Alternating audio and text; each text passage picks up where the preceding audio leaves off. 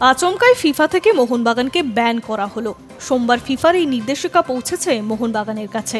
সূত্রের খবর, ট্রান্সফার ফি সংক্রান্ত সমস্যার কারণেই এই নির্বাসন।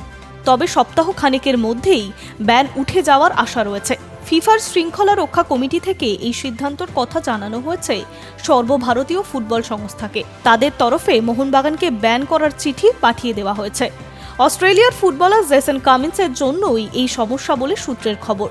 তাকে সেন্ট্রাল কোস্ট মেরিনার্স থেকে ট্রান্সফার ফ্রিতে সই করানো হয়েছিল। সেই চুক্তিতে ট্রেনিং কম্পেনসেশন ফি দেওয়ার কথা মোহনবাগানের। অর্থাৎ চুক্তি অনুযায়ী যে বিদেশি ফুটবলারকে সই করিয়েছে মোহনবাগান, তার পুরনো ক্লাব থেকে একাডেমিকে একটি নির্দিষ্ট পরিমাণ অর্থ দিতে হয়। সেই অর্থ জমা না পড়ায় ফিফাকে অভিযোগ জানায় সেই ক্লাব। তার ভিত্তিতেই মোহনবাগানকে খেলোয়াড় সই করানো থেকে নির্বাসিত করা হয়েছে। প্রথমবার ট্রেনিং কম্পেনসেশন ফি দিতে পারেনি মোহনবাগান। তবে পরের বছরই মোহনবাগানের তরফে ফিফা ক্লিয়ারিং হাউসে আবেদন করে সমস্যা মেটানোর চেষ্টা করা হয়। ফিফার তরফে কোনো উত্তর পাওয়া যায়নি। তারপর আরও দুবার ফিফার কাছে মোহনবাগান জানতে চেয়েছিল এই টাকা কিভাবে মেটানো সম্ভব, সেটিও বিফলে যায়।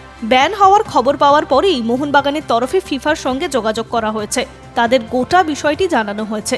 দ্রুত এই ব্যান তুলে নেওয়া হবে বলে সূত্রের খবর। মোহনবাগানকে ক্ষতিপূরণ হিসেবে 10 থেকে 15 লক্ষ টাকা দিতে হতে পারে এই সমস্যার কারণে।